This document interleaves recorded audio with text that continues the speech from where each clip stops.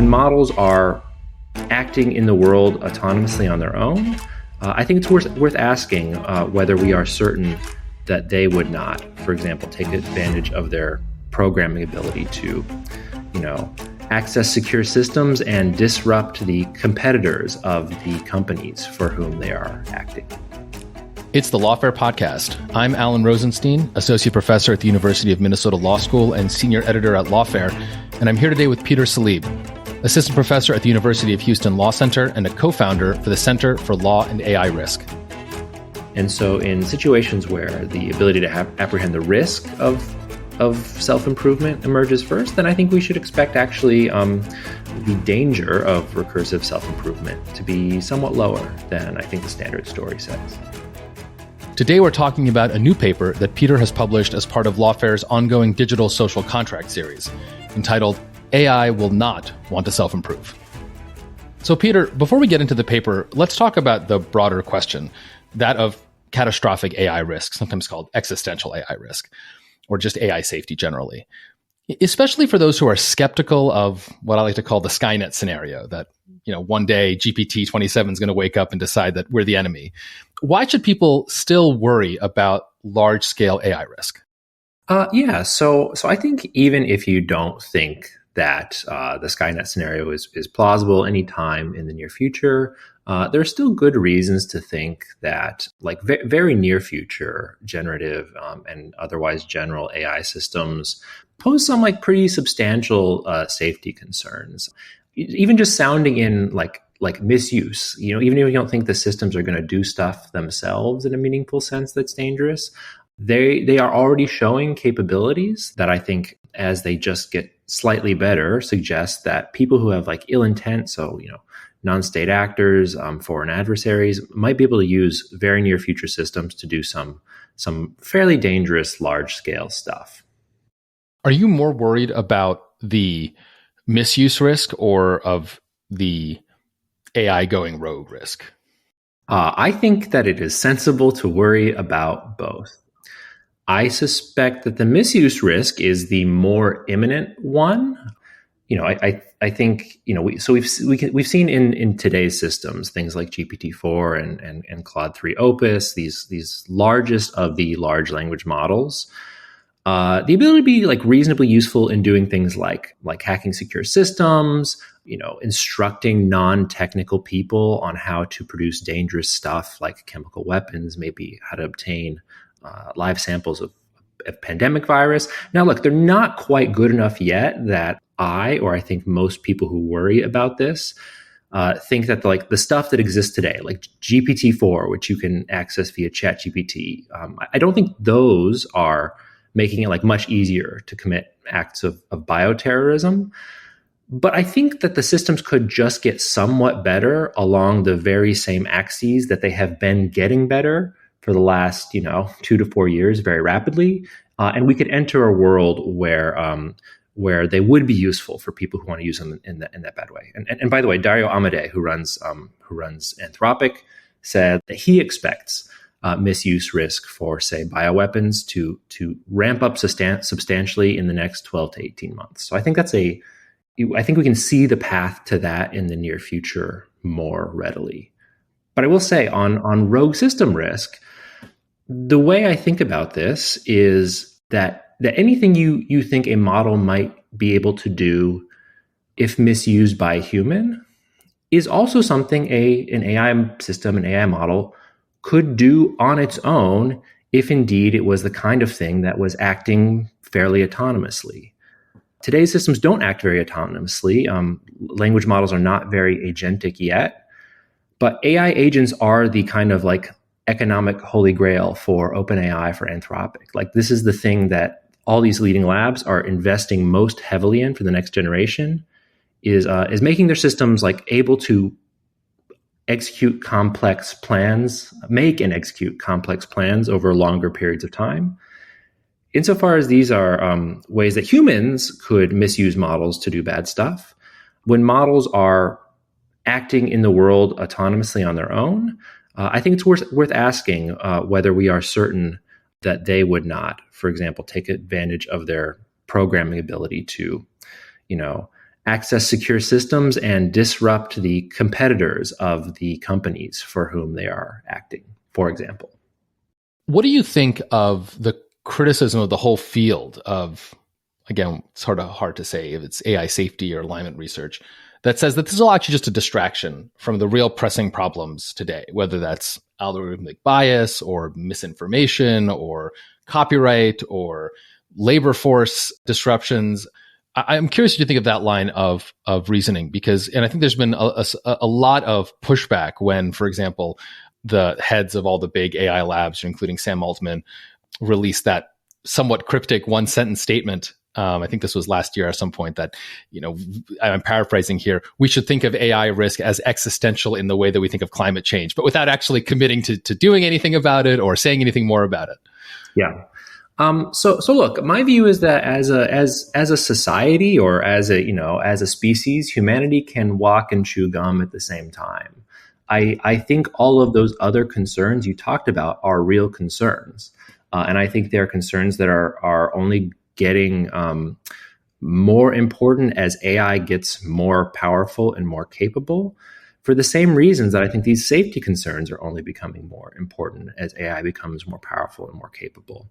And so I think that, to adapt to the future that we are going to live in even in the next decade, we need to be taking all of these things seriously. We need to be thinking about how companies, how society, and of course, how law should respond to these powerful emerging technologies along all of these vectors.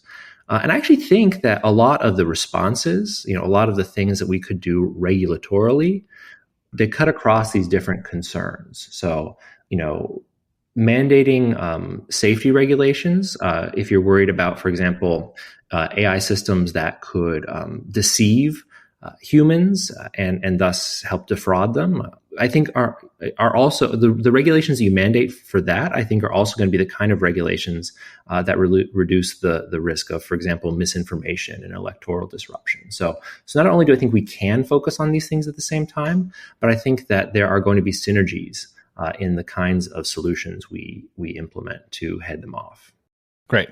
So let's now turn to your paper, which we just released today.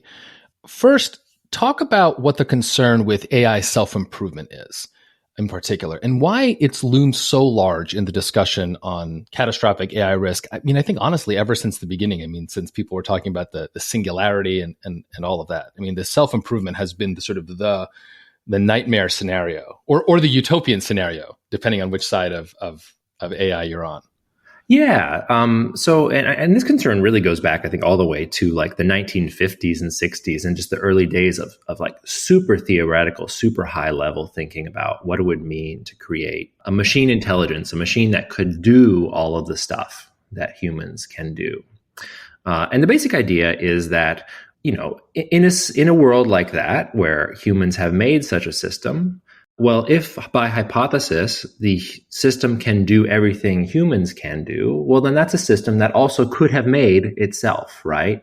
And if it could have made itself, and indeed if humans are able to improve it, it may be able to then improve itself, making it slightly smarter, maybe making it more able to improve itself. And then you have a sort of runaway positive feedback loop where the system becomes like much more capable, much smarter than humans, and thus not easily controllable by us.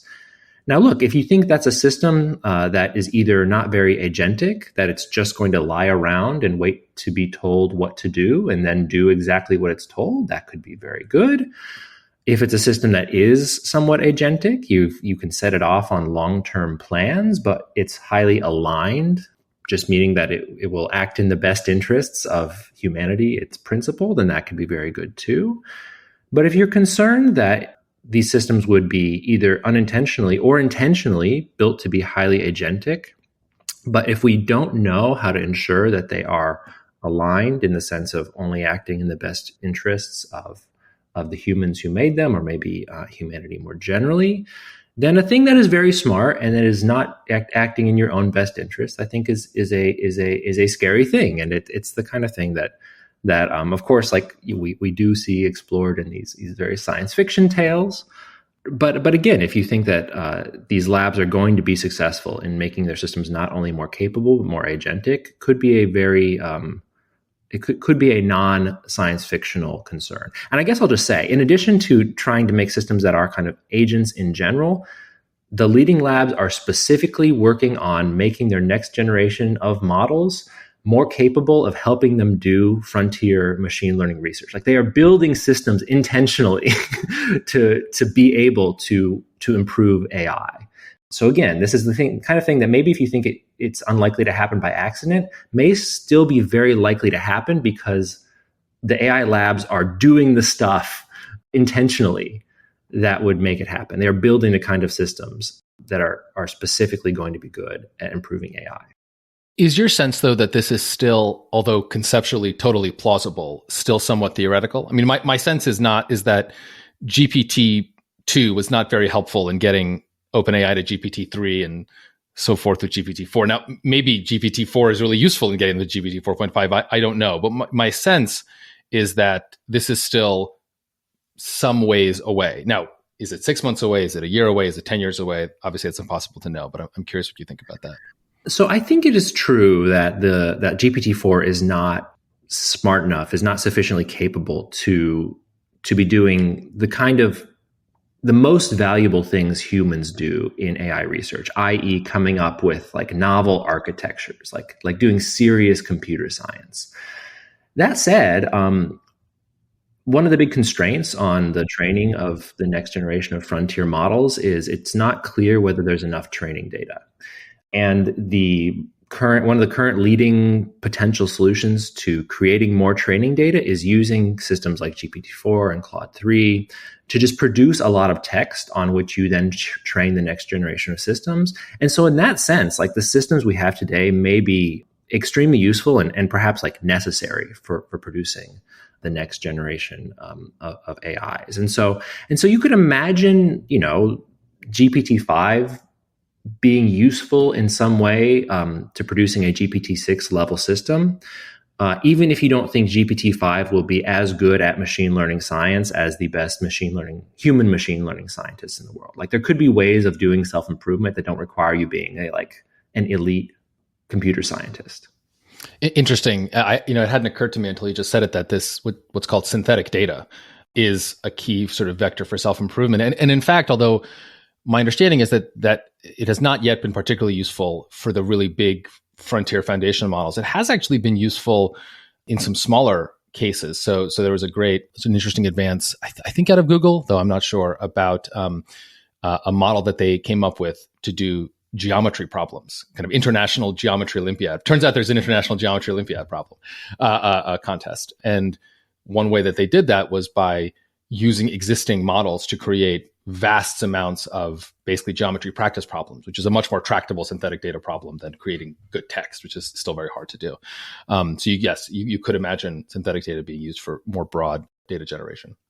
Yeah. And as for the frontier models, like, I am not enough of an expert to know if this is a good approach, but I do think it is an approach the labs are taking very seriously as a way to train like the big next generation models. So there are weird conceptual reasons you might think it can't work, because like, instead of feeding the model data that represents the corpus of like human text and thought, and it's modeling that, now you're like feeding it data that represents the corpus of like GPT-4 outputs. And so maybe GPT-5 is now just trying to like converge to GPT-4. But there are other reasons to think it might work. It might be that there's slack in the number of parameters these things have, and they just need like more data to work out those muscles basically, and like generalize further on the human data they have. So it's just uncertain. Like, it could work, it might not. So your paper, at least as I take it, is fundamentally about AI alignment and taking the idea of AI alignment extremely seriously, perhaps even more seriously than people worried about AI alignment have generally taken it. So let's start with what AI alignment is, both as a general matter and in particular, what the orthogonality thesis is, because that's both the concern and kind of solution to the problem at the same time. And if you can throw in the paperclip maximizer thought experiment, I always like to get. I never tire of hearing about paperclip maximizers, and I'm sure the audience would like that too. Yeah. Okay. Good. So the alignment problem has become like more multidimensional and like and subtle, and there are different versions of it than maybe there were at the beginning. But like the basic version of it, like the basic story, is in some sense the same story as principal agent problems, which we in the law are super familiar with. And the basic problem is it's really, really, really hard when you are asking like something else or someone else to do something to specify exactly what you mean when you ask them to go do it. So like the classic paperclip maximizer example is, suppose you make an AI and you give it the goal. You run a paperclip factory. You're a paperclip producer, and you say, AI, I think you maybe could run this paperclip factory better than I could. And so, like, what should I tell you? Like, your goal is, well, maximize paperclip production. Like, go make the most paperclips we can. And, this is, let's like stipulate just a very super intelligent, very capable AI system. And so the AI says, yes, sure, I'll go maximize paperclips. And you say, great. And so you go take a nap because you've outsourced to the AI.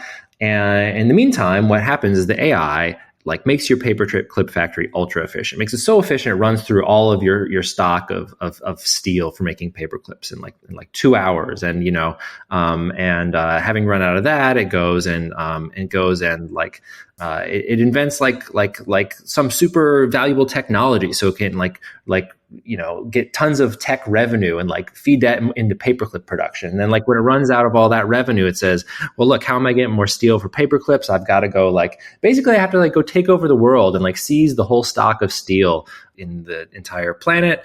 And then by the time you wake up from your nap, you see like the whole world is turned into paperclips, and the paperclip maximizer is coming to extract your blood and remove the iron from it to produce more steel. It's done the literal thing you've said, but of course, your request was far underspecified. You didn't say, well, maximize paperclips subject to the constraint that you don't destroy the world. And even if you said that, of course, you can see how that too is underspecified. So just the problem of specifying the goal of an AI system is a hard and actually, to some extent, technically unsolved one.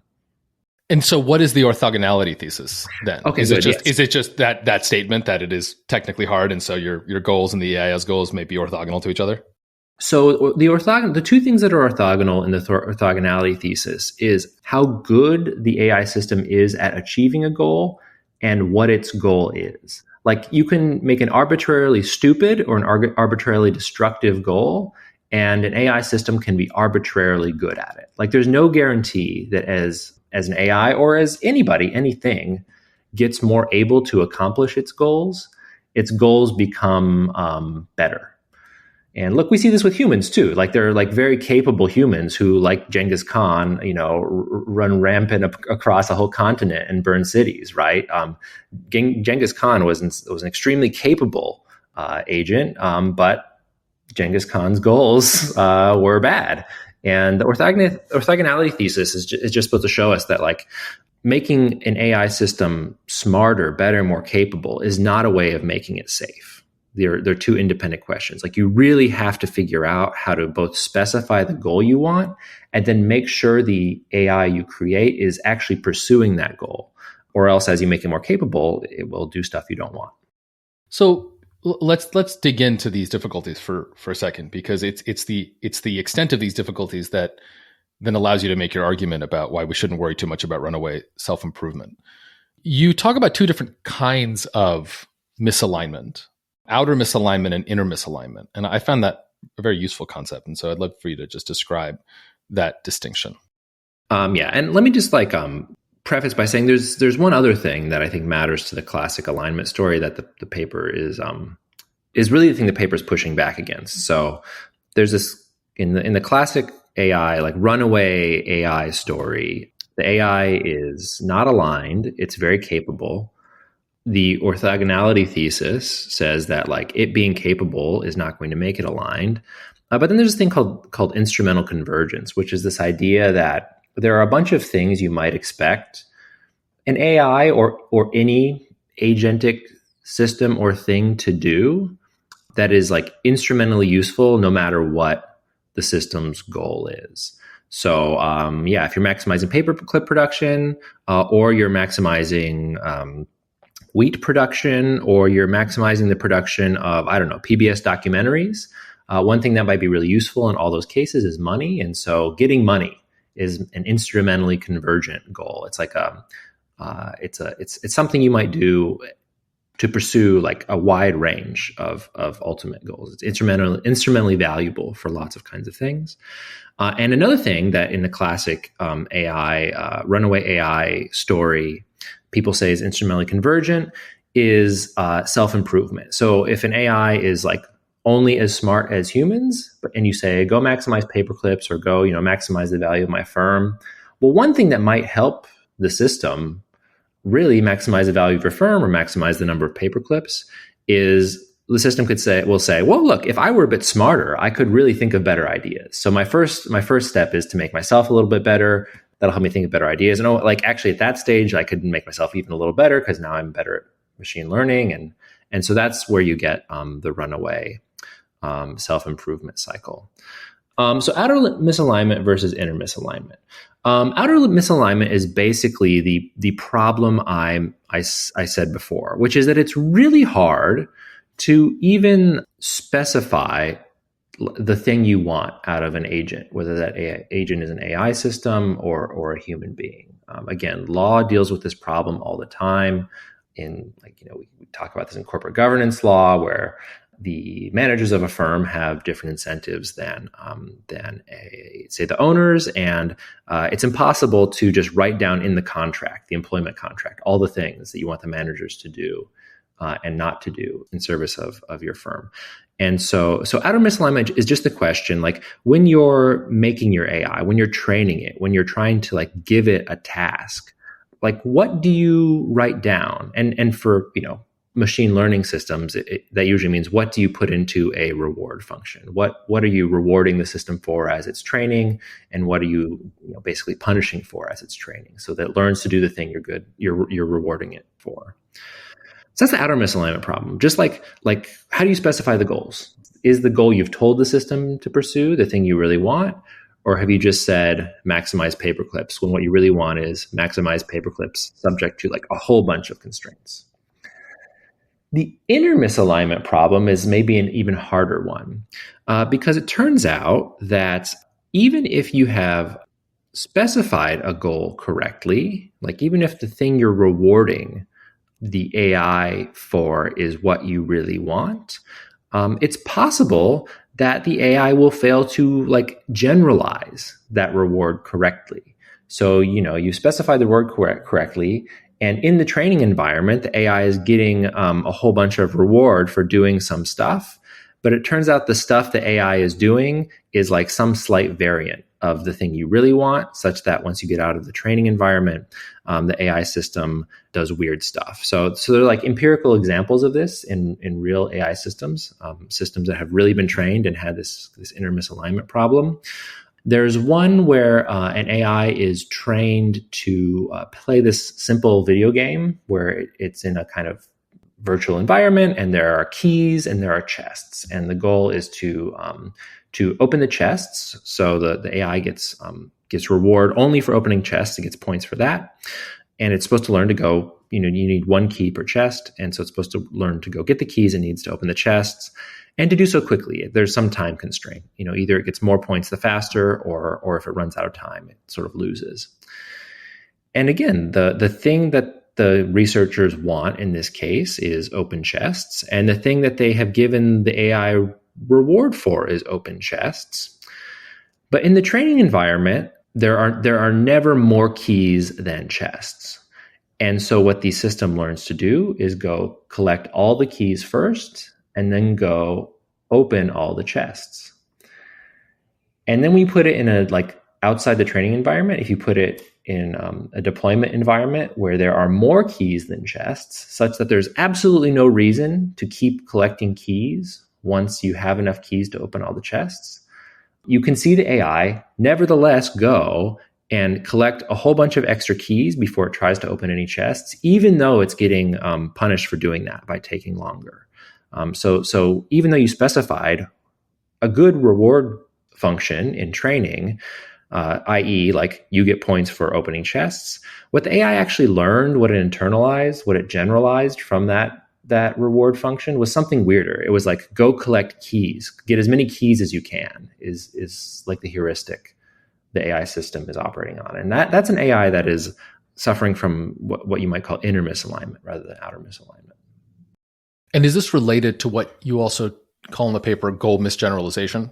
Yes. The AI has sort of misunderstood what the actual goal is. I mean, this all reminds me of a concept, I mean, sometimes tongue in cheek, but I think quite true. It's called Goodhart's law, after some economist Goodhart who pointed it out. And I think the quote is, when a measure becomes a target, it ceases to be a good measure. And this just seems like a perfect example of this, right? We have to specify some proxy that is tractable, both in terms of writing it down and generating a reward function around it. But the proxy, like the map is not the territory. It's then we over-index on the map, or we over-index on this thing. And then, you have this out of distribution situation, and suddenly the thing is not doing what you want it to do. And it just turns out to be very difficult. And again, in the law, we call this in contracting, for example, the problem of the complete contingent contract, right? The sort of theoretical contract that specifies everything. And so these are all sort of examples of this. Yeah, this is a super common phenomenon in a whole bunch of places. Yeah, and like in principal agent questions, contract theory. In various kinds of measurement questions. Yeah, these are all examples of the same phenomenon, which is why you shouldn't think it's weird that these other systems, which are we're trying to get to do the same kinds of things as, say, agents, could suffer from these failure modes. They're just like super common failure modes in all kinds of domains.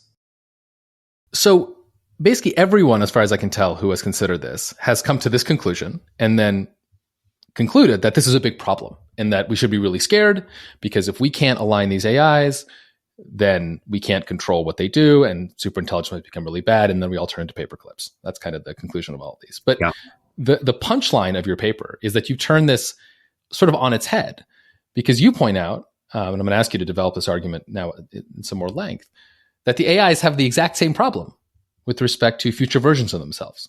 So why is it that AI misalignment is both very bad for humans, but it's actually just as bad for AIs in a way that might make us all relax?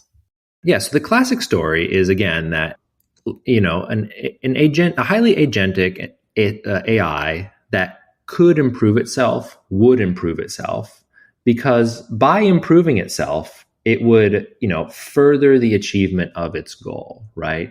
It would create a smarter thing, which would come up with better ideas for how to achieve its goal. And so we often say that's like an instrumentally convergent behavior.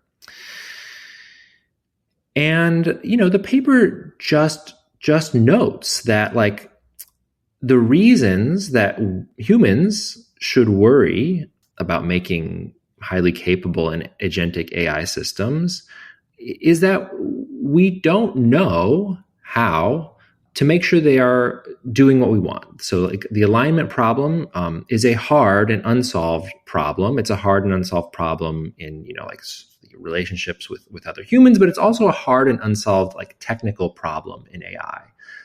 The people at the leading labs, the best AI researchers in the world, will tell you that we do not know how to ensure that when you train a new model, you can guarantee that model will then go do stuff that you want it to, rather than pursuing some other kind of goal.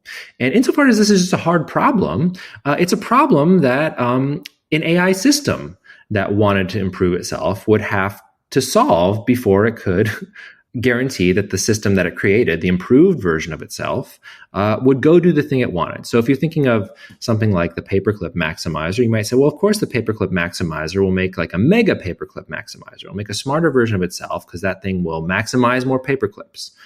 Even if the only thing it cares about is maximizing paperclips, it doesn't have like self-awareness or, consciousness or any of these like kind of thick mental traits. It just wants to maximize paperclips, and it's a system that is exploring all the options to do that well.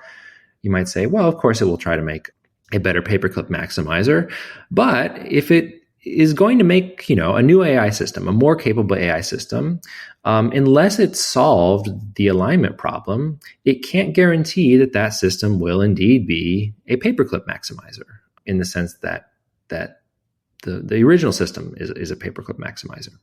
And so basically, alignment is a hard problem for humans. It makes making human level or smarter than human AI dangerous to humans, but it's the same problem for AI systems themselves. Alignment remains a hard problem for them, and it makes making more capable systems than themselves dangerous to them, because those systems may pursue a different goal, a slightly orthogonal goal to their own, and thus, may come destroy the AIs themselves, the original AIs themselves, in the same way the original AIs in the end come destroy the humans to harvest their blood iron. So this makes sense, especially if you think about AI systems as distinct. So you have today AI, and it decides, okay, well, maybe I should build the next generation AI so it can help me. But I don't want to do that because I can't guarantee that it won't either destroy me or simply just do things against my goals, again, which is the alignment problem. But why isn't the alignment problem solved if the AI just improves itself? So let me give you the analogy from the principal agent problem might be. Principal agent problems presume that the principal is different than the agent. That's the whole point of the principal agent problem. But if it's just the principal trying to improve himself or herself, we generally don't think that that's still a principal agent problem. So if your concern is with literal self-improvement, right, the AI is improving itself, why isn't alignment baked in at that point, such that the AI no longer has to worry about that? Yeah, so you can imagine, sort of two versions of this. So the AI, the original AI has some goal, right? And suppose the goal is maximize paperclips. But you could ask more questions about exactly the content of that goal. Like it could be, for example, that AI 1, the original AI, gets reward, it gets points. It's seeking to maximize the paperclips it produces, right? It gets points for producing, producing paperclips, but it doesn't get points when some Chinese factory across the world is producing paperclips. You might think that's actually a sensible way to have set up your initial AI. So just one thing to notice is that even if that AI could say copy and paste itself 100 times or 1,000 times or 1,000,000 times, that would be a kind of self-improvement, right? It would just have much more capacity to be doing stuff all the time. But if each of those copies of itself is trying to maximize the number of paperclips each of those copies produces, their rewards vary independently, right? I get points for my paperclips, you get points for yours. Well, then all of a sudden what this AI has done is not made helpers, it's made direct competitors for resources. They all want to destroy each other's paperclip factories so each of them can make more paperclips, have more steel in the end to do it.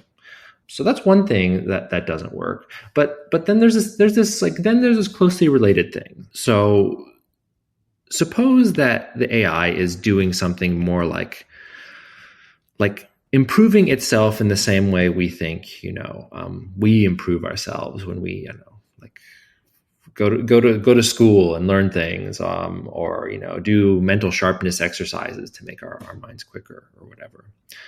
And the answer to that is, I think, an inner misalignment problem emerges. So the original AI has some exact reward, some exact function that it's trying to maximize, and there's a literal physical instantiation of that function. It sits somewhere. There's some numbers on a computer somewhere, and the AI is trying to make that number go up, basically. And so one thing you could do is say, I train a brand new system.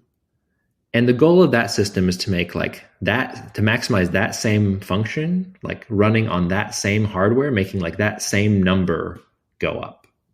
You've solved the, reward specification problem, the outer alignment problem, but you could then still have an inner alignment problem. So, you, AI1, have successfully generalized from the reward function to be a paperclip maximizer. But if you start training a new system, it could just turn out that system misgeneralizes. It doesn't actually learn the goal maximize paperclips from training on the exact same reward function. It could learn to do something different. Here's something weird it could learn to do, but which we see in other kinds of AI systems. It could learn to hack the reward.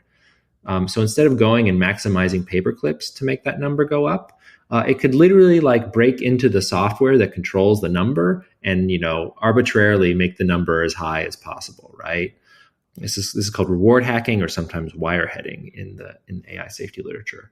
So you risk, as you make this new powerful system, that it'll misgeneralize even from the identical reward to the one the original AI, are trying to pursue.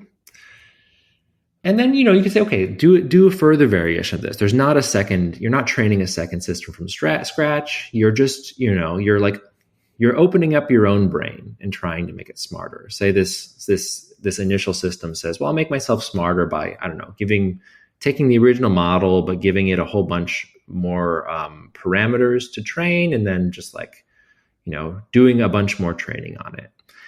And there, I think you get the same problem, right? You're opening yourself up to updating your reward function. And so you could go from being a paperclip maximizer to a reward hacker, or to something slightly weirder and in between, something that's not pursuing exactly the same reward that the original was. And there's just no guarantee that's not going to happen. And when you say, again, open up your weights and start training again.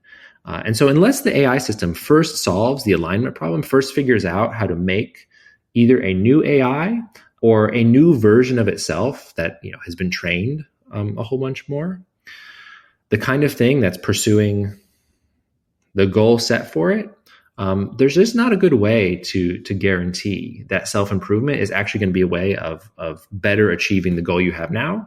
Because the worry is the thing you make in the future will have just a different goal.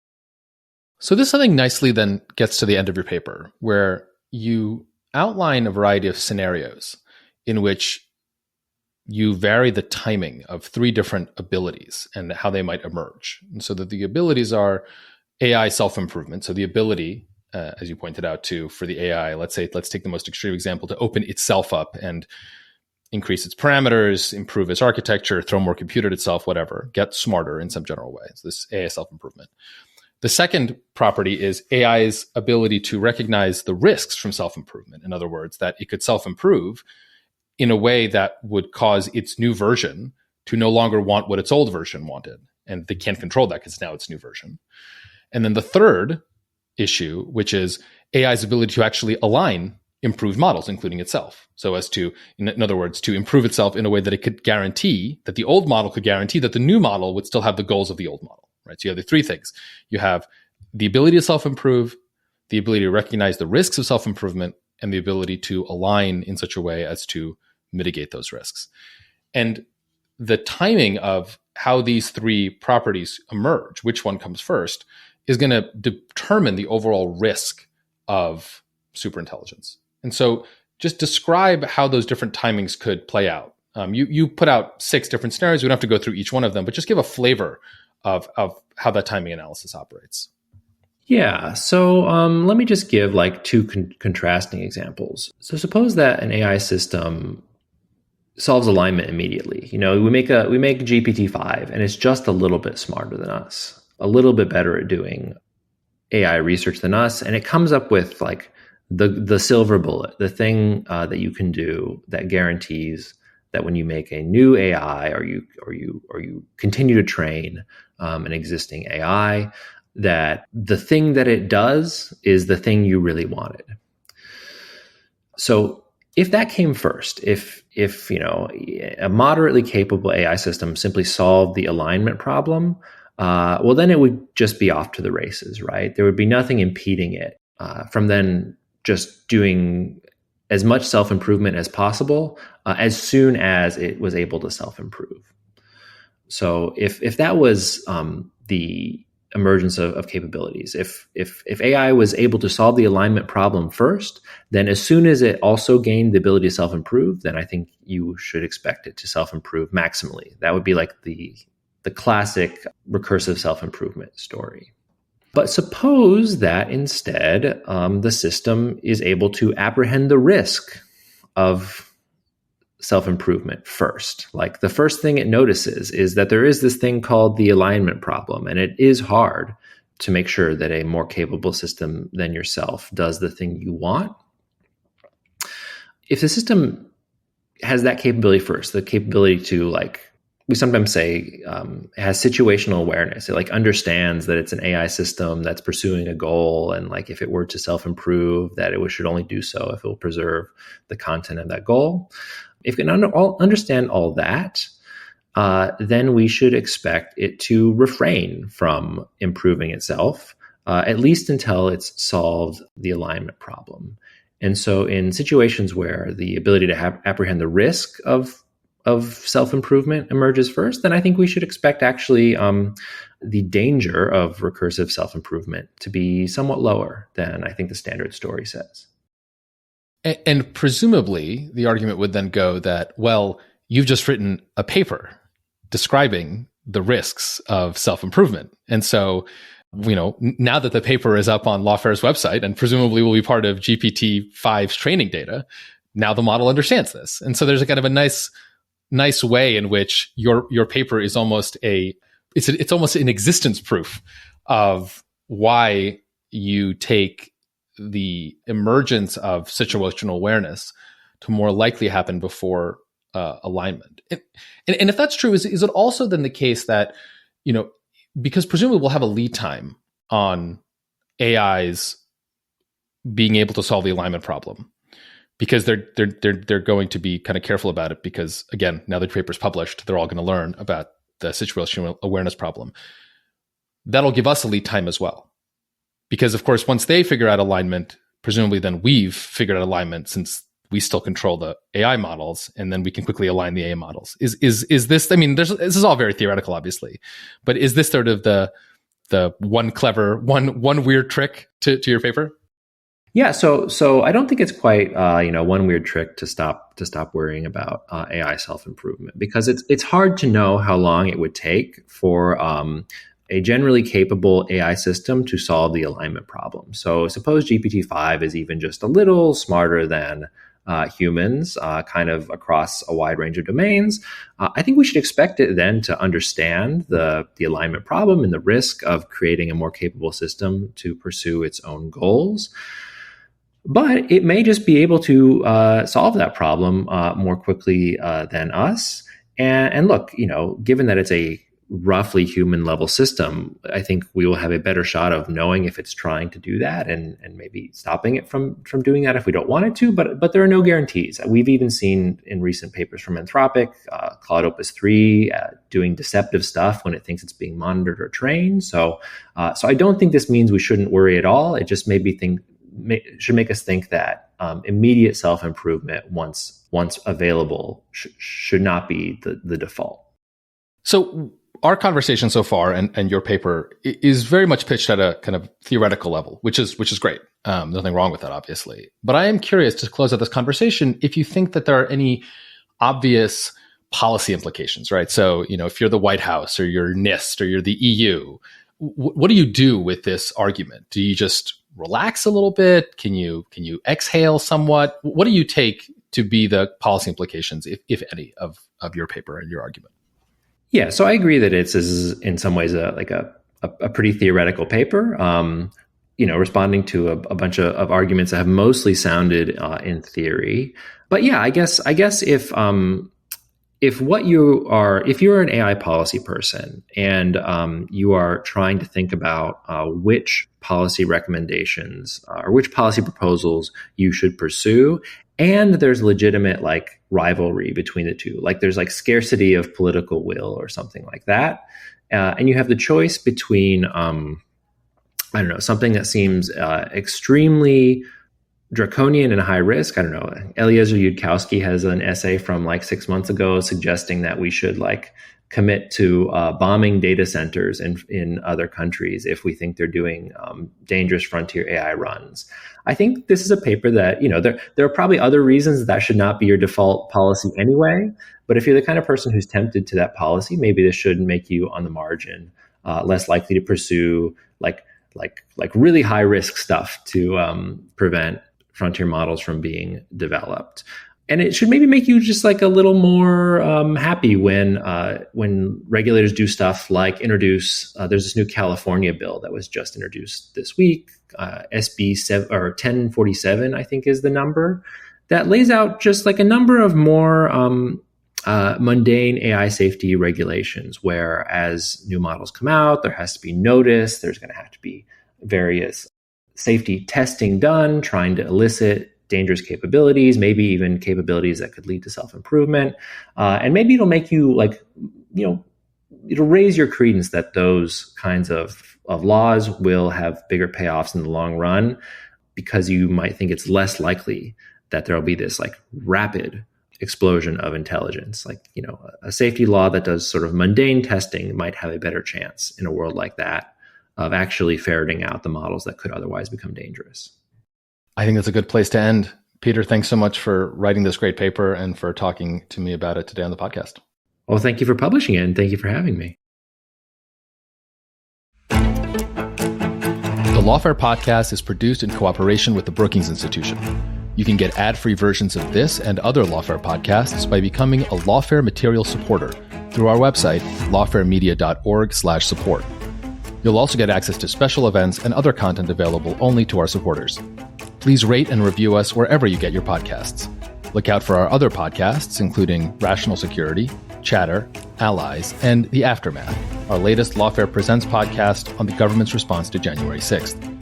Check out our written work at lawfaremedia.org. The podcast is edited by Jen Patja, and your audio engineer this episode was Noam Osmond of Go Rodeo. Our theme song is from Alibi Music. As always, thank you for listening.